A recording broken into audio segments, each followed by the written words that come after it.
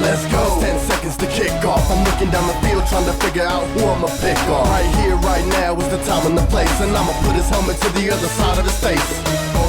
The game's underway. In this Smash Mouth football we come to play. So pad up if you wantin' to fight. It's Friday night, game tight, and we under the lights. Let's go. Under the Lights, presented by Rush Personnel. It's time for the best part of the week, Friday Night Football and Under the Lights. Along with Chase Napier, I'm Jenna Fink. It's already week 5 of the regular season. Hard to believe, Chase. Yeah, Jenna, we're officially halfway through the season. It is flying by, and a lot of teams wrapping up non-league play this week. Let's get right into our Game of the Week. It's time for Action News Now Game of the Week.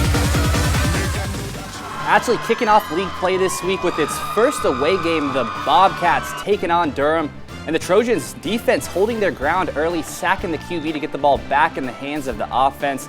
And they'll take it from there. Galvin Keene slinging it to the senior Carson Vanilla. A nice slant route to get himself in the end zone. 6-0 Trojans. And Paradise is not backing down. Tyler Harrison finding some room up the middle, and you can forget about him. He'll tiptoe his way into the end zone to get his team on the board. 7-6 Bobcats.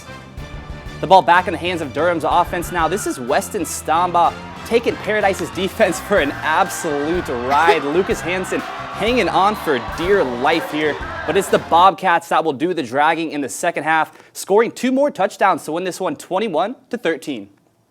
A big win for Paradise as they move to 3-1 on the season, Jenna. A great matchup for the Bobcats, and there was another great matchup here in Chico as the Panthers hosted Yuba City. Both teams coming off dominating wins, and both teams boasting explosive run games. That's exactly what we saw tonight.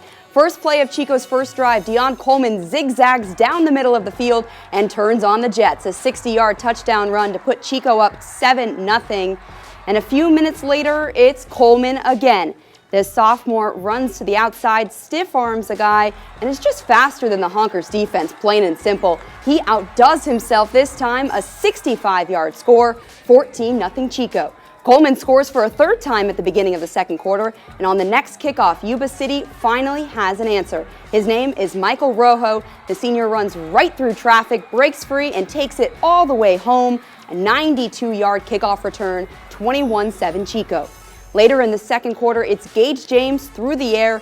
The quarterback throws a dart to Kyron Smith, who makes a nice catch there, brought down at the 15. That sets up who else but Coleman. This guy dances and prances his way into the end zone for his 4th score of the night, 14th of the year at this point. Chico led 35-13 at the half.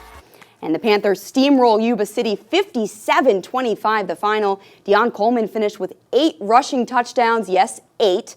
That ties Biggs running back Siobhan Gramps Green's record for the most rushing touchdowns in a game in the northern section. Over to Enterprise now, where the undefeated Hornets hosted Las Plumas. The Thunderbirds looking to spoil Enterprise's perfect record. Hornets running back Davion Welch gets the ball and finds a hole. The Las Plumas corner Andrew Merrifield forces a fumble on the tackle. Talon Gramps recovers for the Thunderbirds at the 40-yard line. And after 2 consecutive delay of games and a holding penalty, Las Plumas face 3rd and 30. Ethan Hutchinson breaks a tackle with a spin move, then trucks a defender. That 26-yard run gets them to 4th and 4. Thunderbirds can't convert, though. Later in the half, Enterprise QB Demarie Lewis Cooper hits a leaping Jahari Johnson for the 38-yard reception right before the half. Enterprise didn't score on that drive after missing a 40-yard field goal, but that one score didn't matter too much. The Hornets stung Las Plumas 25-0 the final, so now Enterprise is 5-0. And some other scores for you tonight. Anderson beat Oroville 47-0. They remain undefeated at 3-0 this season. And Modoc shut out Wairika 23-0. Modoc is now 3-1 and will take on Trinity next week in its first league game. Also, Red Bluff top Lassen 24-9. The Spartans back in the win column for the first time since September 10th. And a tough loss for Pleasant Valley tonight. The Vikings lost to Rancho Cotate 46-33 out in the Bay Area. Week 5 has given us some exciting plays. Up next, we'll break down the 2 nominations for Play of the Week. Plus a huge rivalry game between Gridley and Live Oak. Ryan Ketchum shows us the highlights from the Harvest Bowl. It's time for Action News Now Cheer of the Week. But first, here's a look at tonight's Cheerleaders of the Week from Durham High School with some pink pom-poms for Breast Cancer Awareness Month.